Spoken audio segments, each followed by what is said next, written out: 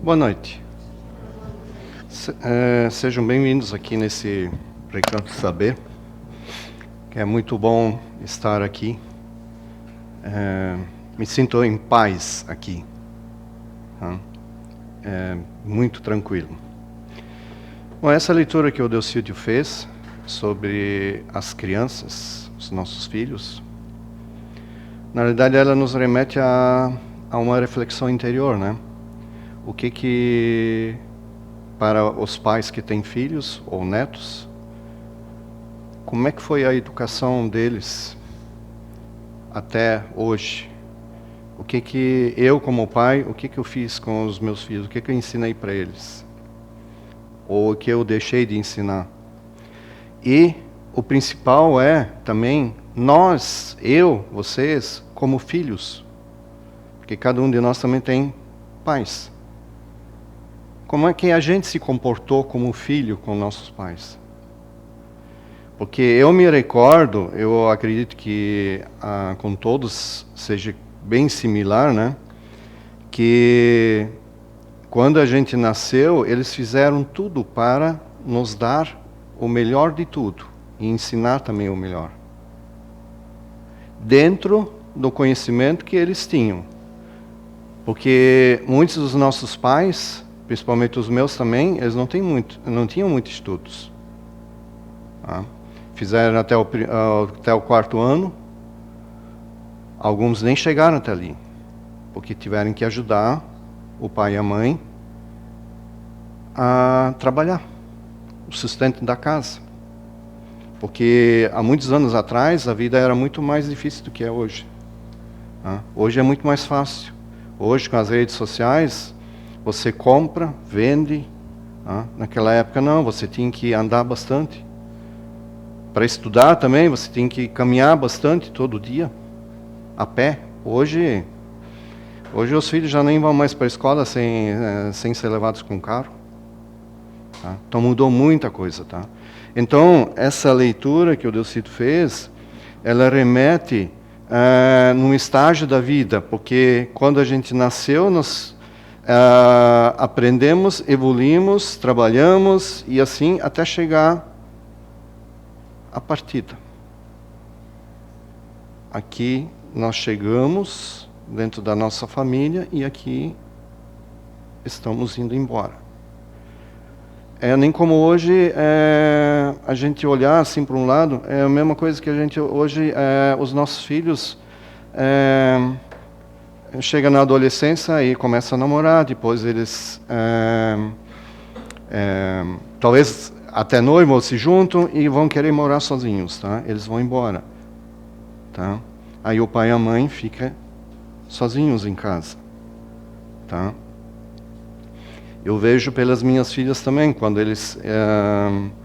elas começaram a namorar, simplesmente foram morar sozinhas. Tá? Trilhar a vida delas. Tá? E elas não precisaram muita ajuda do pai. Tá? Isso, para mim, por um lado, é gratificante, mas, por um outro lado, por um bom período, teve um afastamento do pai com as filhas. Ainda mais se moram longe. Imagine se mora num outro país. No caso da minha sobrinha, ela morou quase 2 anos nos Estados Unidos. Então, os pais quase não tiveram contato. Na época que ela foi, não tinha esses meios de comunicação como tem hoje, que você pode estar vendo o seu filho todo dia, pelas redes sociais. Hoje, e naquela época não. Naquela época não tinha isso. Então tem que ficar esperando uma carta ou uma ligação telefônica. Dessa maneira. E assim, quando um casal, eles dão a notícia para os pais que o papai e a mamãe vão ficar avós. É uma tremenda felicidade. Eu garanto. Assim foi comigo a primeira. Hoje eu tenho 3 netas. Uma tem 10 anos, uma tem 10 meses e outra tem 2 meses. Tá? E é uma grande satisfação quando eles veem a alegria, mas para os pais também vem não é um desespero, mas é um medo, tá? Como é que eu vou criar esse filho?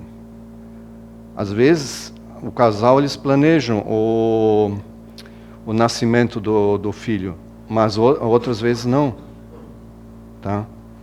No caso dos meus, simplesmente, vai ficar vovô de novo, tá?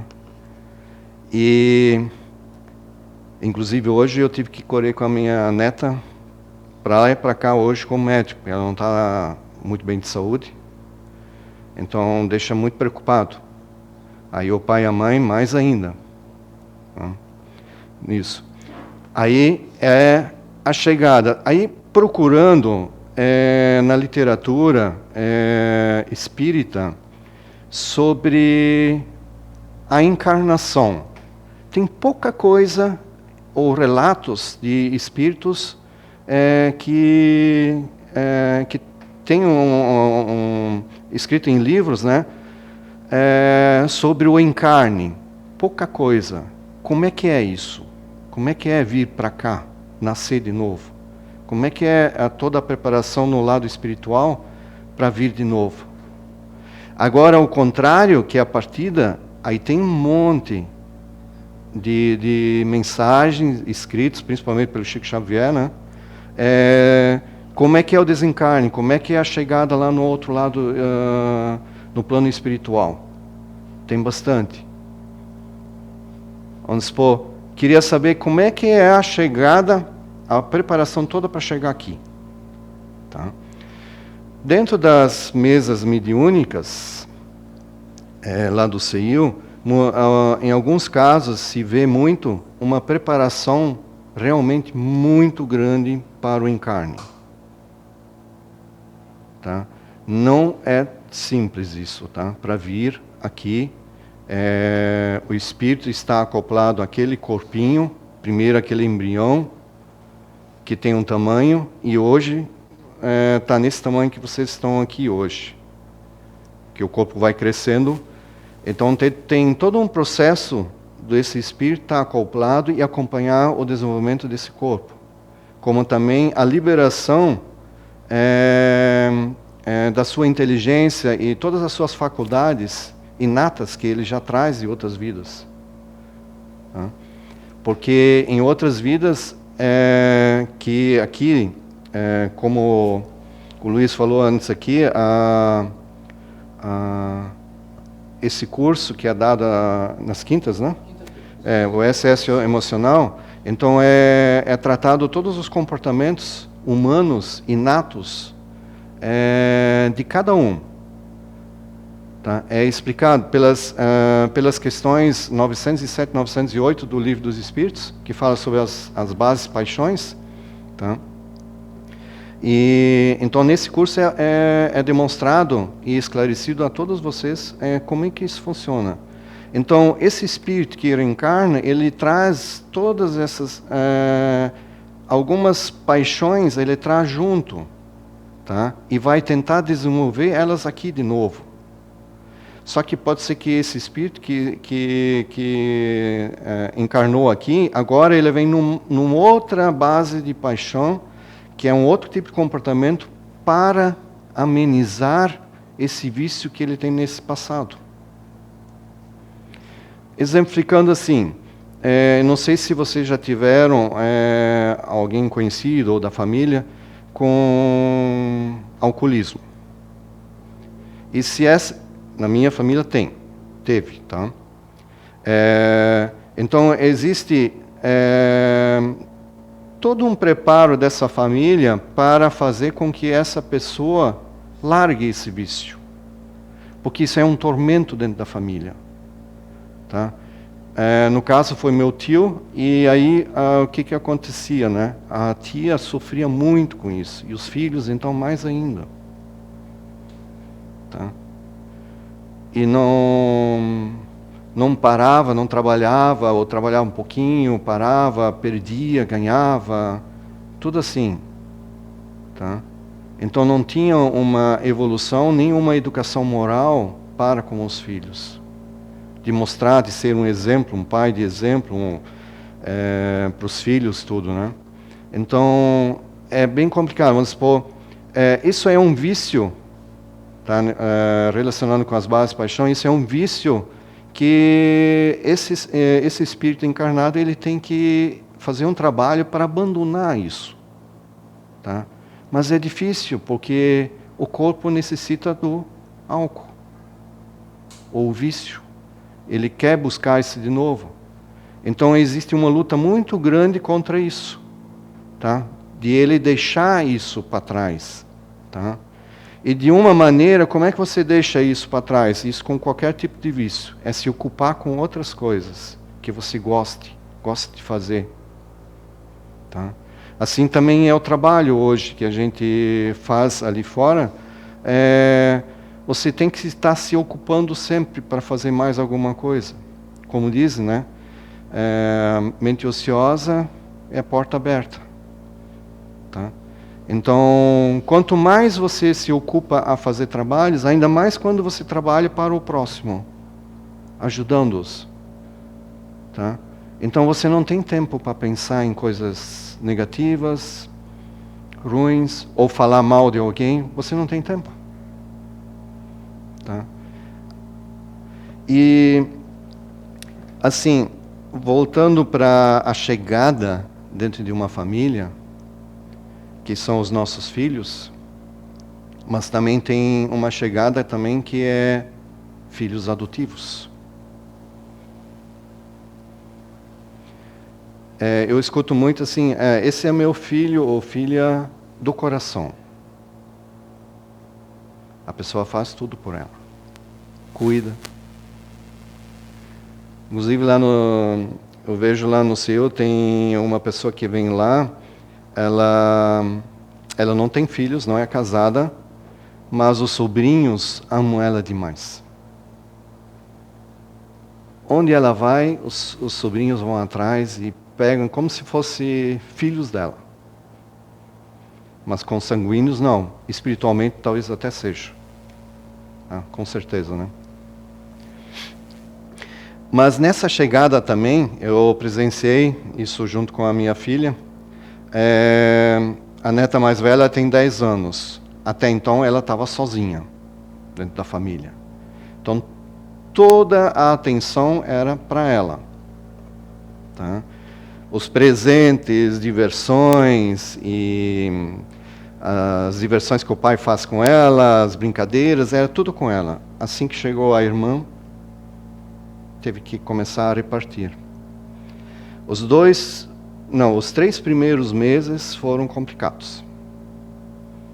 Teve que haver divisão de atenção, brincadeiras, tudo. E ela teve que ter a mãe teve que ter uma conversa com a filha, porque ela teve que começar a ajudar, tem que entender que tem que dividir agora com a irmã. A atenção, brincadeiras, tem a responsabilidade agora também de cuidar, de às vezes olhar, tá? Porque ela também brinca, e assim por diante. Então essas divisões, às vezes, tem famílias que são verdadeiras batalhas. Mas como também diz lá no Livro dos Espíritos, né, dentro da família,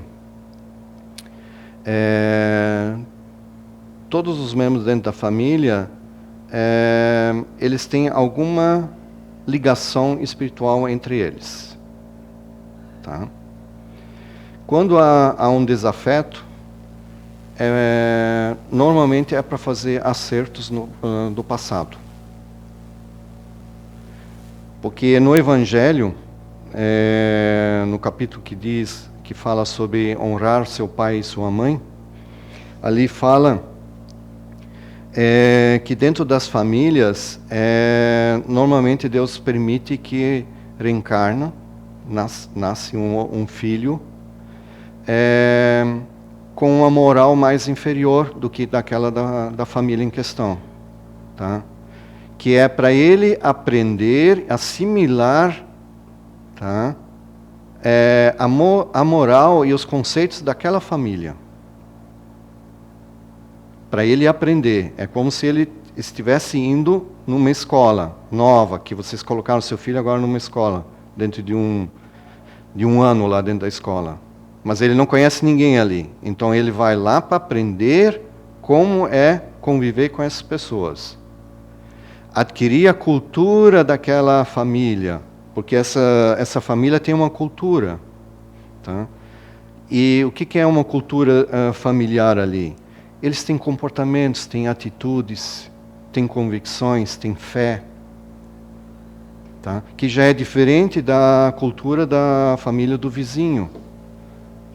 Cada família tem o seu jeito. Tá?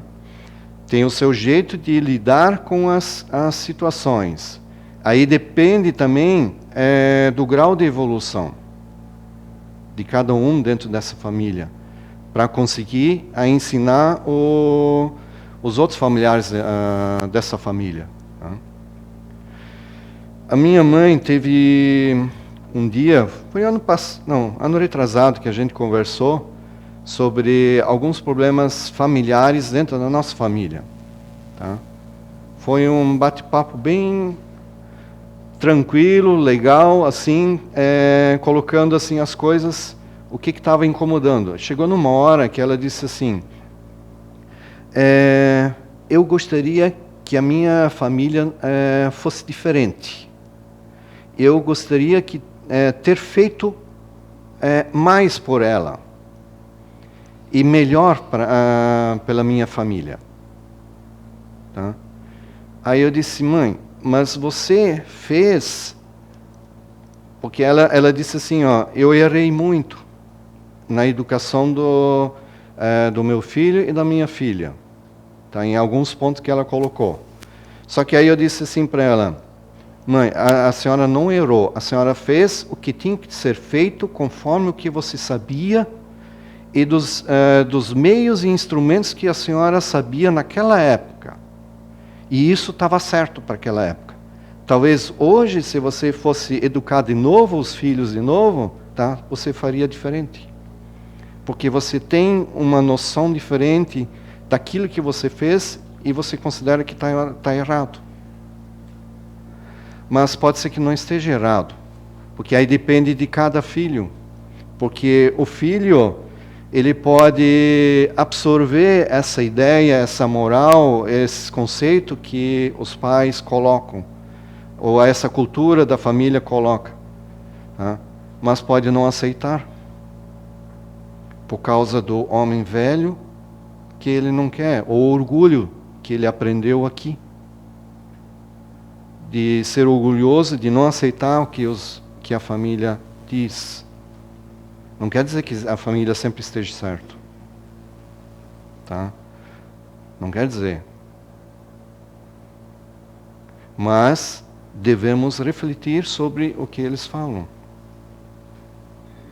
Como o Deocildo leu ali, dos filhos, né? Se vocês observarem, eu ultimamente estou muito envolvido com umas famílias que têm uma certa idade. Eu estou participando, né? E como o Deocildo leu ali, existe a chegada dos filhos, a todo o processo de desenvolvimento deles, e eles vão chegar também na idade, vamos supor, até 80 e poucos anos, 90 anos. Tá? O que acontece ali, dependendo do que essa pessoa aprendeu na vida, ou de como ela enxerga a vida, ou enxergou a vida, tá? Ela pode se tornar dependente ou não dependente dos filhos.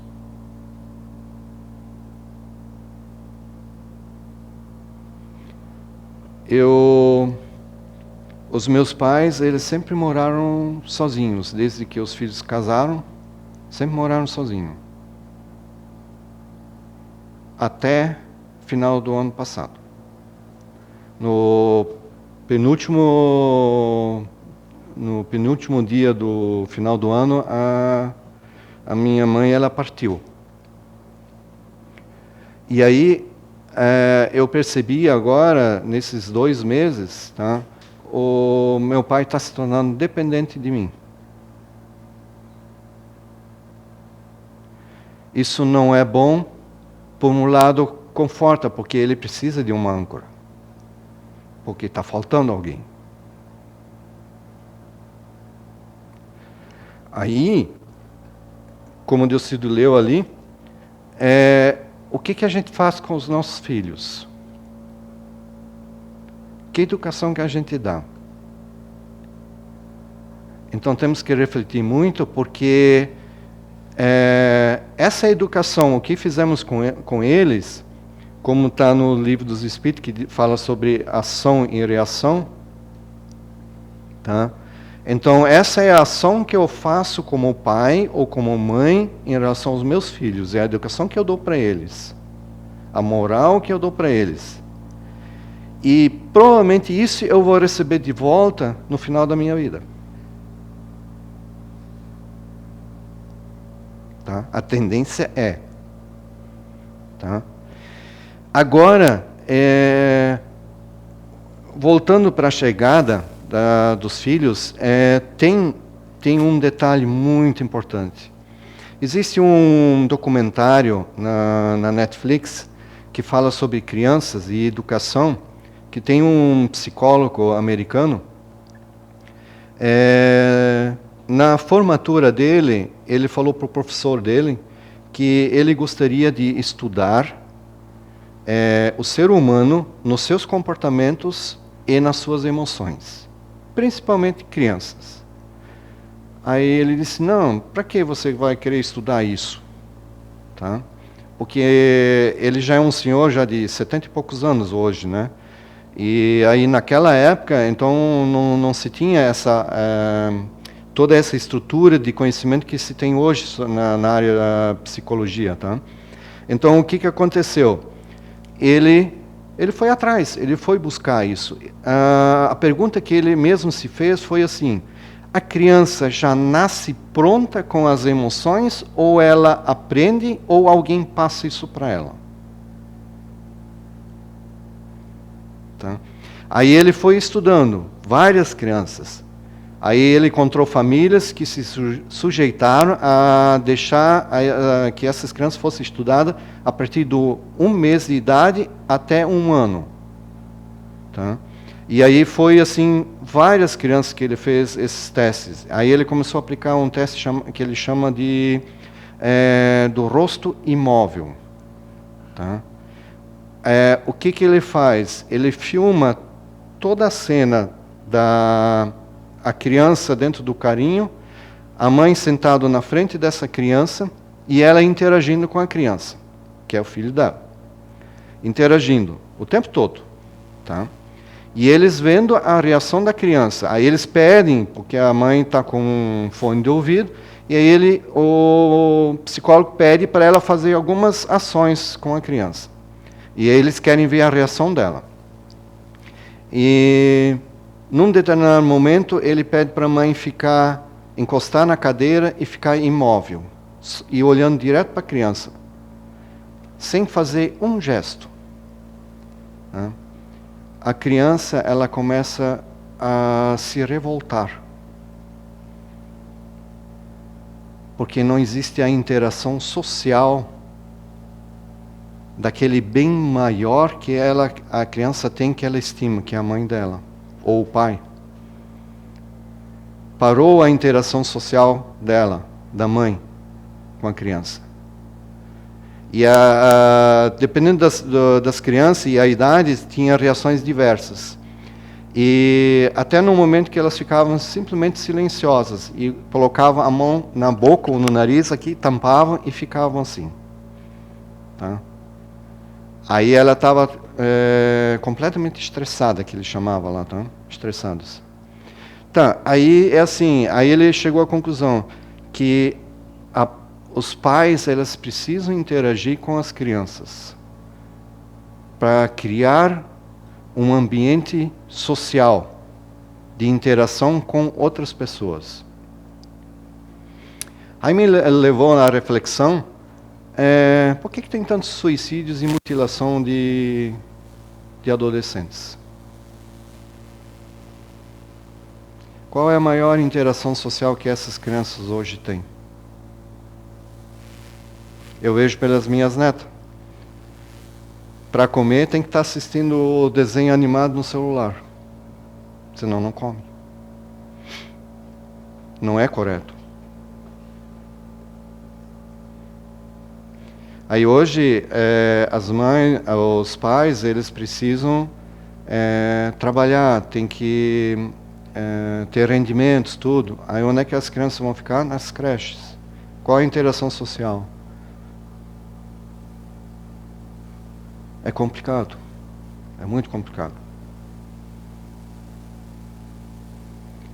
Porque nós podemos ensinar para elas toda uma conduta moral, o que é certo e o que é errado. Mas também temos que ser exemplos para elas. Não adianta só dizer e ensinar, mas não se a gente não praticar. Nas redes sociais está cheio de vídeos lá, de crianças imitando os exemplos dos pais. A primeira coisa que eles vão fazer é imitar o pai e a mãe. Ou aquele ser que está mais interagindo com ela.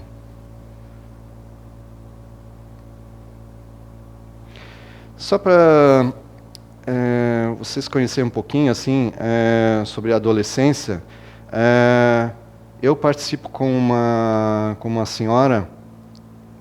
Existe um programa internacional chamado de apadrinhamento, tá? Que eles reúnem candidatos que queiram ser padrinhos de crianças que ninguém quer adotar, que normalmente são já adolescentes, tá?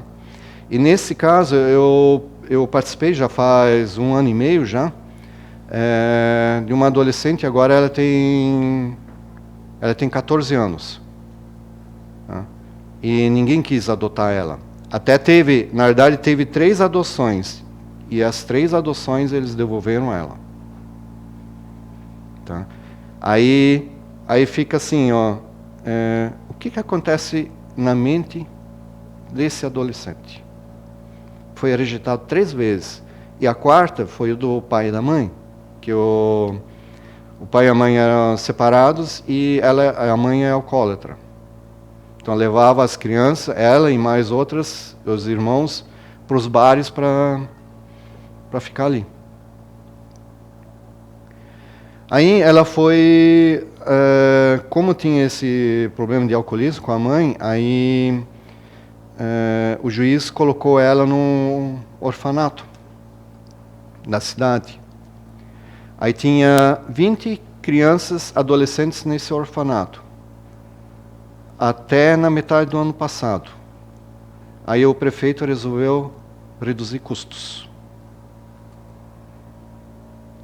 E tinha 19 profissionais cuidando 24 horas, 7 dias da semana, né? Cuidando, fazendo revezamento, cuidando dessas crianças. Tinha professores, psicólogos, pedagogos, e assim, de toda ajuda possível. Elas não ficavam paradas nem um pouquinho lá dentro desse orfanato. Era bem interessante o trabalho que eles faziam lá. E esses profissionais tentaram fazer o máximo possível para não fechar, mas fecharam. Aí realocaram essas crianças para outros orfanatos. Não é orfanato, é casas acolhedoras, que eles chamam. Aí separaram irmãos.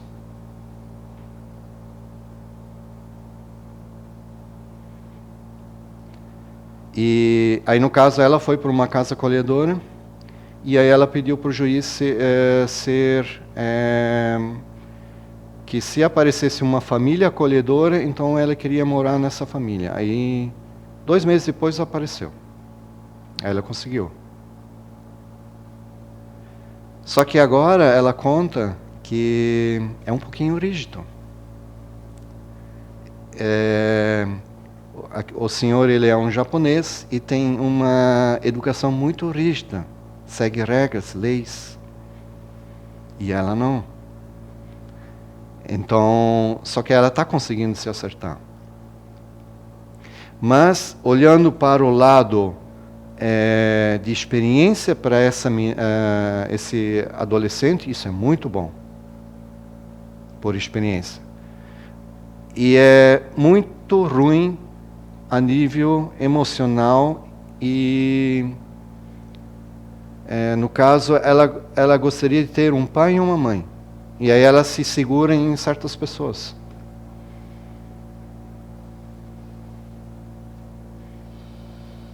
Não é fácil. E ali tem várias crianças. E tem crianças que não sabem nem se é menina ou menino. Aí ficam julgando. Aí as famílias não querem adotar porque é por causa da situação dessa criança. E assim vai.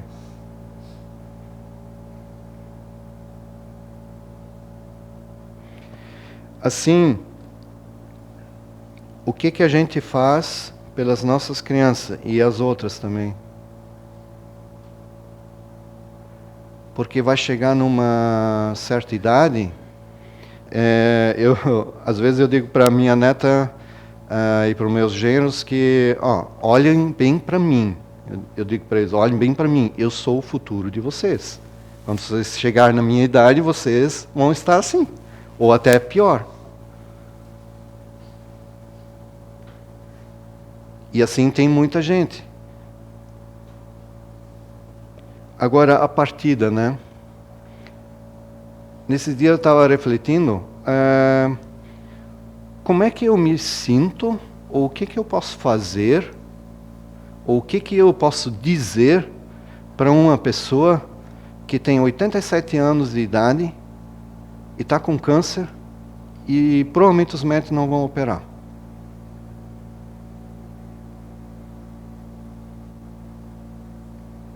É difícil. E assim também nós temos adolescentes também nessa situação. E não tem mais o que fazer na área da saúde. O que você vai dizer ou fazer por elas?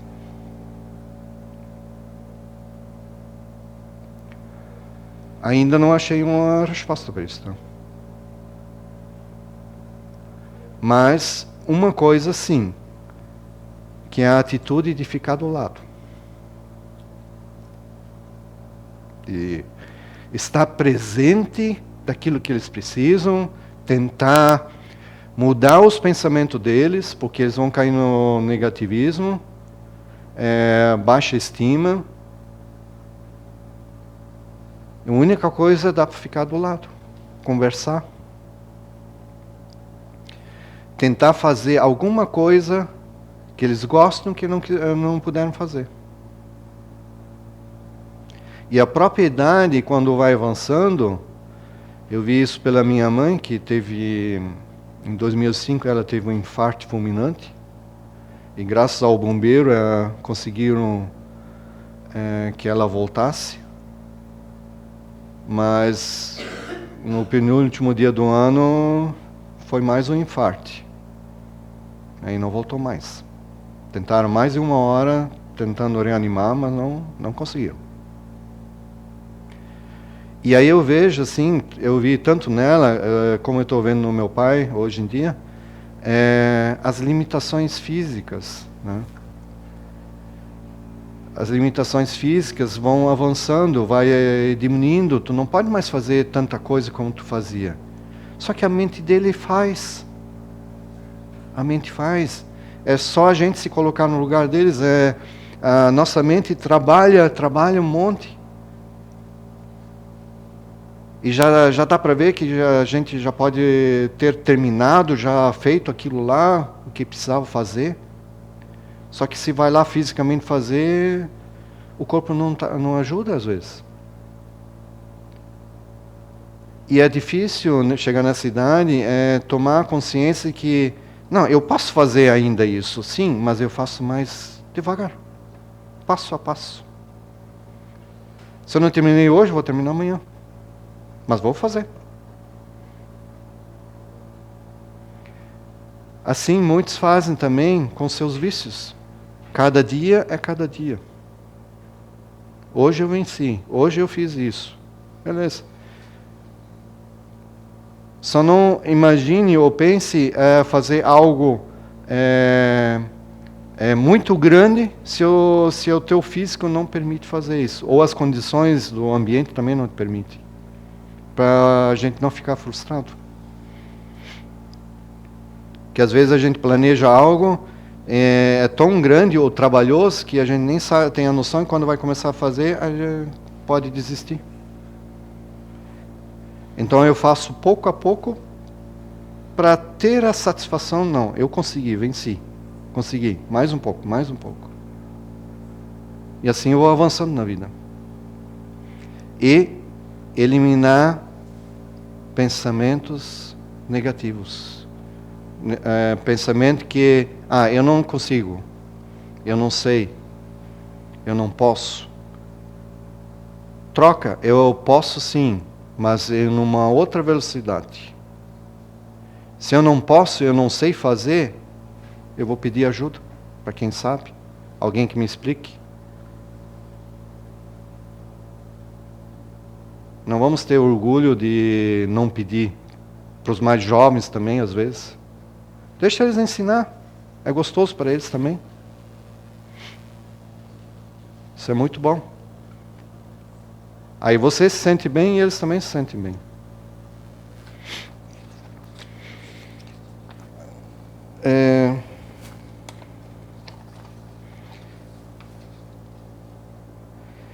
Eu vou ler aqui uma mensagem do Chico Xavier. Você nasceu no lar que precisavas. Nasceste no lar de que precisavas. Vestiste o corpo físico que merecias. Moras no melhor lugar que Deus poderia te proporcionar, de acordo com teu adiantamento. Possuis os recursos financeiros coerentes com as tuas necessidades, nem mais nem menos, mas o justo para as tuas lutas terrenas. Teu ambiente de trabalho é o que elegeste espontaneamente para a tua realização. Teus parentes e amigos são as almas que atraíste com as tuas próprias afinidades. Portanto, teu destino está constantemente sob teu controle. Tu escolhes, recolhes, eleges, atrais, buscas, expulsas, modificas tudo aquilo que te rodeia a existência. Teus pensamentos e vontades são a chave de teus atos e atitudes.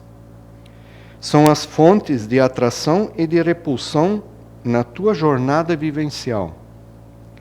Não reclames nem te faças de vítima. Antes de tudo, analisa e observa. A mudança está em tuas mãos. Reprograma tua meta, busca o bem e viverás melhor. Agora, tem uma mensagem para o final aqui, para cada um de nós refletir. O que, para quem tem filhos e netos, o que está fazendo para eles e, o mais importante, o que eu estou fazendo como filho para os meus pais. Como eu lido com isso, com meus pais. A sua irritação... não estrague o seu dia, tá? É a mensagem. A sua irritação não solucionará problema algum. Se eu não consigo resolver hoje, eu resolvo amanhã. E se não conseguir resolver, peço ajuda para quem sabe fazer. E não ter vergonha disso. Jamais. Assim, um ajuda o outro. As suas contrariedades não alteram a natureza das coisas. Nem tudo pode ser do jeito que eu quero. Mas tudo eu posso usar a meu favor. Da maneira como virá a mim. Os seus desapontamentos não fazem o trabalho que só o tempo conseguirá realizar. Muitas vezes a gente se decepciona com alguma coisa que a gente está fazendo. Ou fica simplesmente frustrado, não sabe nem porquê. Mas é que no íntimo a gente sabe que a gente não fez certo. Então nada melhor é fazer a coisa certa, correta e deixar bem claro para os outros. O seu mau humor não modifica a vida. Sorria. A vida vai ser melhor. Coisas boas nós vamos conseguir atrair. Quanto mais mau humor eu tiver, mais pessoas vão chegar a mim do mesmo modo, mal-humoradas. Porque quem está mal-humorado não gosta de pessoa alegre, e vice-versa. A sua dor não impedirá que o sol brilhe amanhã sobre os bons e os maus. O sol sempre brilha. Se eu estou com dor hoje, não uma dor física de doença, mas uma dor de consciência, a vida continua. Se eu estiver ali ou não estiver, ela vai continuar. Alguém vai fazer o meu trabalho, alguém vai continuar. Tá? Os filhos vão continuar vivendo. Se eu não tiver mais. Ou a falta, eu não passei por isso, mas a falta de um filho também, a vida continua. A sua tristeza não iluminará os caminhos. A alegria, sim, vai atrair coisas boas. O seu desânimo não edificará ninguém. O desânimo e as reclamações só afastam as pessoas. E atraem as que também têm isso. As suas lágrimas não substituem o suor que você deve verter em benefício da sua própria felicidade. Muitas vezes a gente chora da vida, talvez seja ingrata, pela dureza. Mas não adianta chorar. É o que muitas vezes o pessoal fala aqui da fé raciocinada, né? Eu acredito, mas eu tenho que ir atrás e fazer acontecer. Então não adianta chorar. Assim, falando em chorar, nas partidas, eu já presenciei dentro da minha família, choro de desespero no velório. Por quê? Por que tanto? Não tem fé? Faltou fé? Porque muitas vezes eu já escutei muito pessoas dizer, morreu, acabou tudo. Não tem? Mas aí o nosso Deus, a natureza, seria injusto, né? Porque alguns estão tão bem, têm doenças, outros nascem sem algum membro. Então ele seria injusto.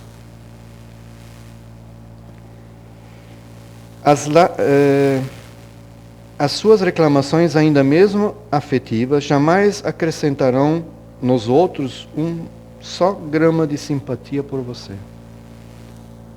Só vai afastar. Não estrague o seu dia. Aprenda com a sabedoria divina a desculpar infinitamente, construindo e reconstruindo sempre para o infinito bem. Fez errado? Perdão.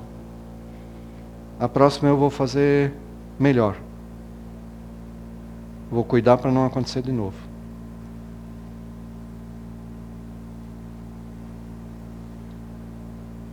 E o perdão e o amor é que constrói os laços familiares, os laços sociais e traz as coisas boas para dentro de nós e dentro da nossa casa. Eu digo isso por experiência. Tá? Porque na minha vida, tudo que eu disse que eu não gostava ou não queria, dizia, não, eu não quero comer isso, eu não quero fazer isso. Tudo que eu me lembro, eu tive que experimentar na vida. Então eu não digo mais, eu não quero isso. Não, eu vou fazer, mas vamos ver como é que eu vou me sair, ou vou pedir ajuda para alguém. Vou tentar fazer. E na hora que eu fizer, pode não ser da mesma maneira que vocês fazem. Que vocês sabem fazer bem. Mas eu não vou mais dizer, não, eu não vou mais fazer.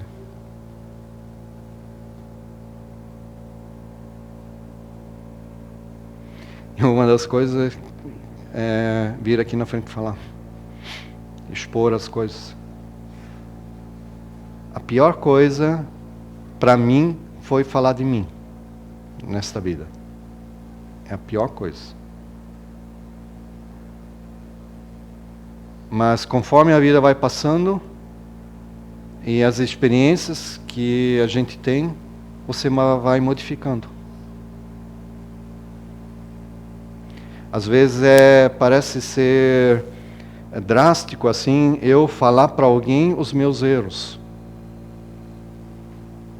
Mas não é. Claro, tem que tomar cuidado, né? Não vamos falar para os erros de vocês para quem gosta de fofocar, né? Aí não, né? Mas alguém que te escute, que possa dizer algo, ou simplesmente só escutar você. E não diga nada. Não te incrimina, nem te apoia, nada. Mas só te escute. Isso já faz um bem grande aqui dentro. Muito grande. Bom, assim eu deixo com vocês, para vocês refletirem sobre as famílias, o que vocês estão fazendo, e como filhos, o que vocês estão fazendo, para quem tem pais vivos ainda, né? O que estão fazendo com eles. Nem sempre é tarde. Sempre tem alguma coisa que ainda pode ser mudado, ou tocado. Tá? Nem sempre é tarde. Sempre tem uma chance. Muito obrigado.